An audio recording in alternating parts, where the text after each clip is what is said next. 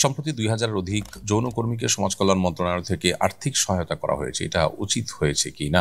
যৌনকর্মীদেরকে আর্থিক সহযোগিতা করা বা অন্য কোনো সহযোগিতা করা মৌলিকভাবে এটা তো দোষণীয় কোনো বিষয় নয়, কিন্তু সমাজ কল্যাণ মন্ত্রণালয়ের উপদেষ্টা যিনি দীর্ঘদিন যাবৎ তিনি উপদেষ্টা হওয়ার আগে থেকেই তার যে কর্মকাণ্ড, উপদেষ্টা হওয়ারও পরও তার যে কর্মকাণ্ডগুলো, বিতর্কিত কর্মকাণ্ডগুলো রয়েছে, সেটা আমরা সবাই কম বেশি জানি।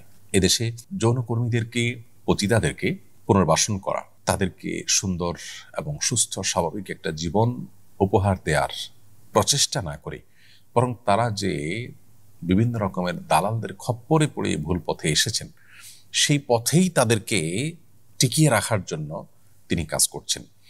অতএব এই যে টাকা দেয়া হয়েছে, এই টাকা দিয়ে যদি তাদেরকে তাদের কাজের প্রতি প্রণোদনা দেওয়া হয়, আরো উৎসাহ দেওয়া হয়, তাহলে এটা হবে জনগণের ট্যাক্সের টাকার অপব্যবহার।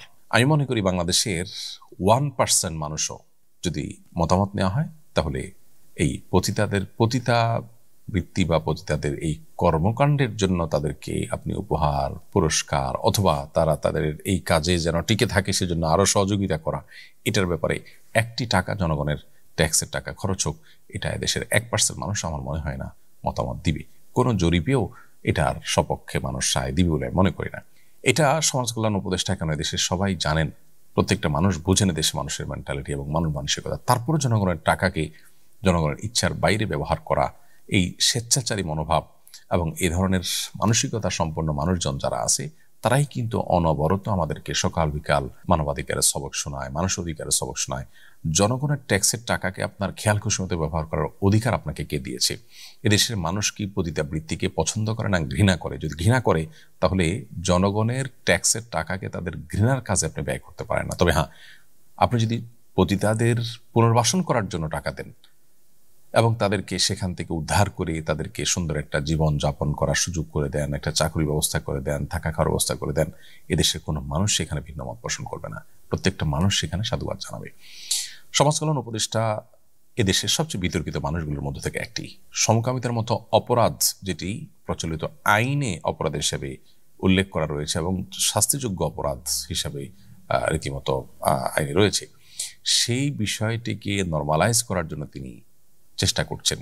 অর্থাৎ আইন প্রণেতা যে, সেই আইন প্রণেতা ভূমিকা থেকে, যদিও তিনি সংসদ সদস্য নন, তিনি উপদেষ্টা ইন্টারিম গভর্নমেন্টের, তারপরেও তার এই আইনকে সংরক্ষণ করা বা আইন এবং বিচার কার্য যেন আইন আলোকে প্রতিষ্ঠিত হয়, পরিচালিত হয়, সে বিষয়গুলো দেখভাল করার জন্য দায়িত্বশীল তিনি নিজে সেটাকে লঙ্ঘন করার জন্য অপচেষ্টায় রত এবং লিপ্ত আছেন।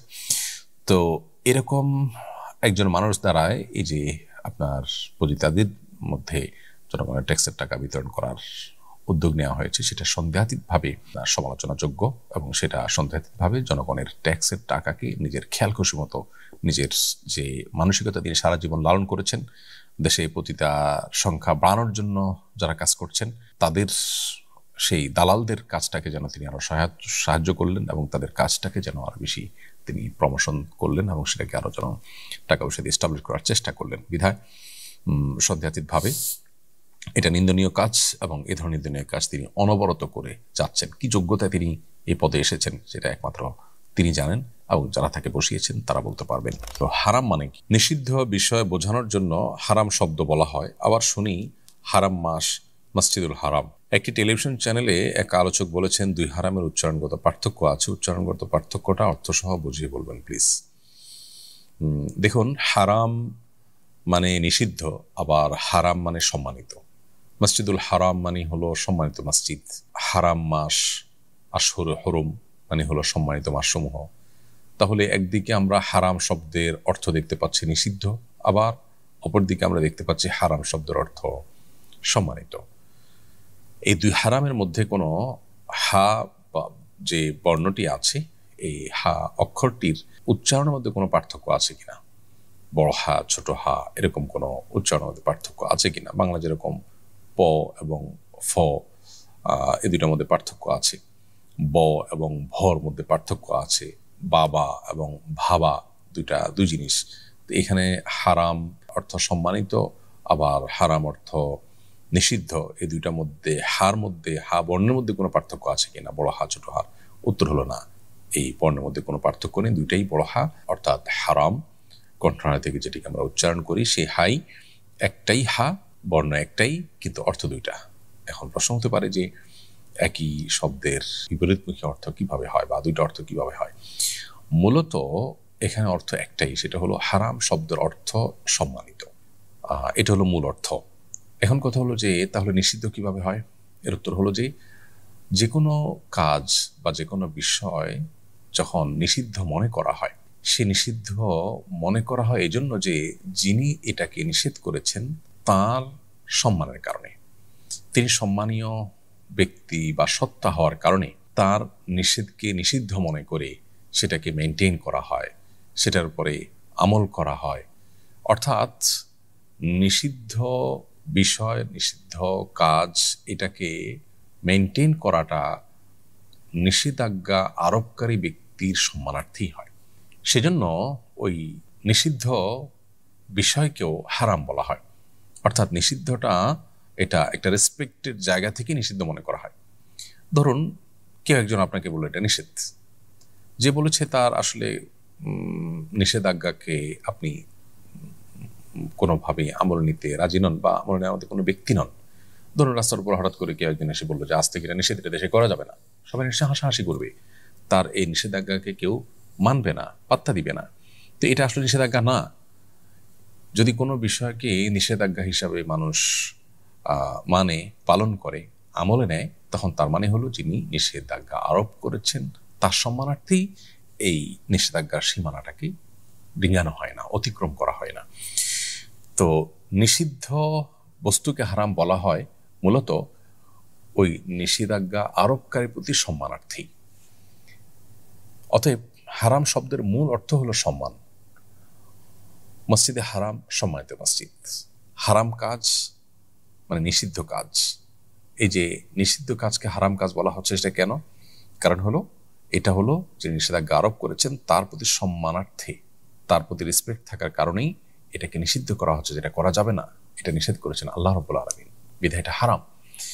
এই যে আল্লাহর প্রতি রেসপেক্ট থেকে যেটা করা হচ্ছে না সেটাকেই হারাম বলা হচ্ছে। নিষিদ্ধ বলা হলেও সেটাও মূলত সম্মান প্রদর্শনের খাতিরেই কিন্তু আমরা মেনটেন করে চলেছি, সে অর্থেও এটাকে নিষিদ্ধ করা হচ্ছে। অর্থাৎ এখানে নিষিদ্ধ হলেও সেখানে সম্মান প্রদর্শনের একটা দিক আছে, সে অর্থে বা সেই দিক থেকেই কিন্তু সেটাকে হারাম বলা হয়। তো এজন্য একই শব্দের অর্থ কখনো নিষিদ্ধ হয়, আবার কখনো সম্মানিত হয়, কখনো মূল অর্থটাই হয়, আবার কখনো মূল অর্থের আলোকেই নিষিদ্ধ অর্থটি ব্যবহার করা হয়। এর বাইরে ছোট হা দিয়ে যে হারাম হয়, যেটাকে হায়ে হাওয়াজ বলা হয়, বা ছোট হা আমরা যেটাকে বলি, সেই ছোট হা দিয়ে হারাম যেটাকে বলা হয় সেটা হলো অনেক অর্থই হয়। তার মধ্যে থেকে একটা অর্থ হলো ত্রিভুজ, ত্রিভুজ টাইপের আপনার বড় কোনো প্রাসাদ, ভবন, ভবনের নকশা, এগুলোকে হারাম বলা হয়। আর এর বাইরে আল হারাম এ শব্দটি হাদিসে এসেছে বার্ধক্যজনিত যে কষ্ট বা মানুষের বয়োবৃদ্ধ হওয়ার যে অবস্থা, সেটাকে হারাম বোঝা হয়। নবী করিম সাল্লাল্লাহু আলাইহি ওয়াসাল্লাম আল্লাহর কাছে দোয়া করতেন, আল্লাহুম্মা ইন্নী আউযু বিকা মিনাল কাসাল, আল্লাহ আপনার কাছে আমি অলসতা থেকে পানা চাই। এবং ওয়াল হারাম, এই হারাম বলতে বার্ধক্যের যে কষ্ট বা বার্ধক্যের যে বয়স, যে বয়সে গেলে মানুষ চলাফেরা করতে অসুবিধা হয়, অন্যের উপর ডিপেন্ডেন্ট হয়ে যায়, এরকম অবস্থা থেকে, অর্থাৎ বার্ধক্যের সেই অবস্থা থেকে নবী সাল্লাল্লাহু আলাইহি ওয়াসাল্লাম আল্লাহর কাছে পানা চেয়েছেন।